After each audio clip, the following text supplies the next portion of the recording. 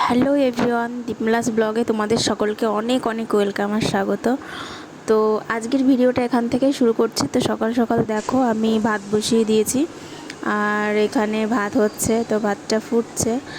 আর সকাল সকাল রান্না করে নিচ্ছি, তার কারণ হচ্ছে মেয়ে হচ্ছে স্কুলে যাবে, এই কারণের জন্য। আর এইখানে আমি ঘাটকোল পাতা সিদ্ধ করার জন্য বসিয়ে দিয়েছি, আর এইখানে হচ্ছে কলমি শাক ভাজা। তো আজকে এগুলোই মেনু আছে।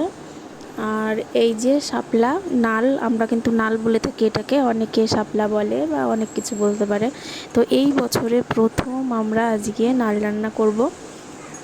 তো কালকে গেছিলাম হচ্ছে কালীনারায়ণপুর বাজারে, সেখান থেকে আসার পথে ওই এই নালটা নিয়ে এসেছি।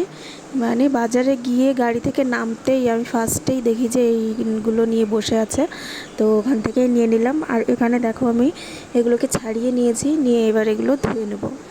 আমরা কিন্তু নালের ঝোল খাই ছোট ছোট মাছ দিয়ে, আবার নাল ভাজা করি। তো নারকেল দিয়ে ভাজা করলে নাকি খুবই সুন্দর লাগে, কিন্তু আমি তো নারকেল দিয়ে করব না, এমনিই করব রসুন আর সর্ষে ফোড়ন দিয়ে। তো আমাদের কাছে তো ভালোই লাগে, এখন জানি না কে কেমন করে খায়। তো আমি হচ্ছে এই যে এখানে দেখো নালগুলো ভালো করে খোসা ছাড়িয়ে নিয়ে এবার কাঁচি দিয়ে সুন্দর করে কেটে নিচ্ছি। এই নালের কিন্তু চপও খাওয়া যায়, অনেকেই খায়, আমাদেরও বেশ ভালোই লাগে। তো এখানে দেখো আমি বেশ সুন্দর সাইজ করে করে কেটে নিচ্ছি। বটি দিয়ে কাটতে গেলে আমার অনেকটাই টাইম লাগে, তার জন্য আমি শাক, তারপরে এইগুলো কচুর লতা, এগুলো সব আমি কাঁচি দিয়েই কেটে নিই। কাঁচি দিয়ে কাটতে আমার অনেকটাই সুবিধা মনে হয়, এই কারণের জন্যই আমি কিন্তু কাঁচি দিয়ে কেটে নিই। আর এখানে আমার প্রায় হয়ে গেছে কাটা, তো ওইদিকে মানে গুছিয়ে নিচ্ছিলাম, বেশ কয়েকটা ছিল।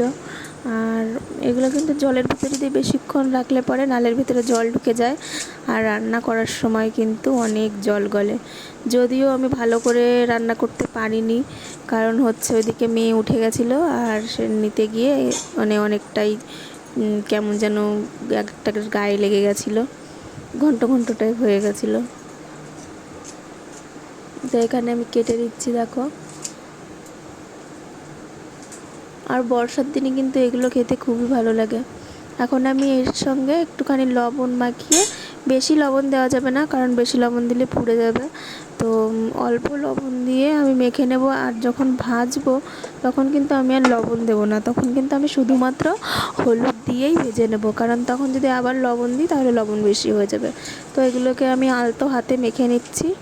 মেখে নিলে কি হবে, কিছুক্ষণ পরেই জল বেরিয়ে আসবে, তাহলে আর গায়ে লেগে লেগে যাবে না। তো আমি বেশিক্ষণ ধরে মাখতে পারিনি, ওই জন্য আমার একটু লেগে লেগে গেছিলো, কারণ তাড়াহুড়ো হয়ে গেছিলো ওকে স্কুলে পাঠানোর জন্যে, গাড়ি চলে আসবে ওই জন্যে।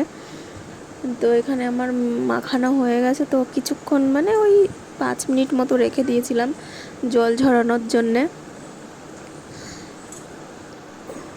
আর তারপরে এই দেখো আমি সর্ষে দিয়ে দিয়েছি। এই যে সর্ষে, কাঁচা লঙ্কা, রসুন, এগুলো দিলেই ভালো লাগে, আর সেন্টটাও ভালো লাগে। অনেকে আবার কালো জিরে দিয়ে খায়, আমরাও মাঝে মাঝে খাই। কালো জিরে দিলেও আর একটা একটু কচু কচু কচুর লতা টাইপের মানে স্মেল আসে, ওটাও বেশ ভালো লাগে। তো আমি একটুখানি সর্ষে, লবণ, লঙ্কা, রসুন এগুলো দিয়ে মানে ঢেকে দিয়েছিলাম, অনেক জোরে জোরে ফাটছিল এই কারণে। আর এই দেখো এবার আমি এই যে দিয়ে দিয়েছি এখানে কড়াইতে, তবে ভালো করে আমি নাড়াচাড়া করে নেব। আর ক্যামেরাটা দেখো উল্টো হয়ে গেছে, মানে হাত ভিজা ছিল, ধরতে গিয়ে উল্টো করে ধরে ফেলেছি। এই যে প্রায় আমার হয়ে এসেছে, তো লেগে লেগে গেছে। এখানে সুন্দর করে ভাজলে কিন্তু এই ভাজাটা দিয়েই এক থালা ভাত খাওয়া হয়ে যায়।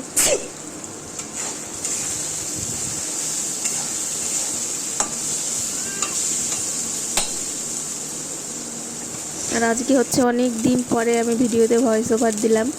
তো এখানে দেখো আমি হচ্ছে ঘাটকোল ভেজে নিয়েছিলাম, তারপরে দুপুরে হচ্ছে মুড়ি মাখা করেছিলাম আর পেঁয়াজি করেছিলাম। তারপরে ভিডিও আর আমি কন্টিনিউ করতে পারিনি, কারণ মেয়ে ঘুম থেকে উঠে গেছিলো। তো আজকের মতো এই পর্যন্তই।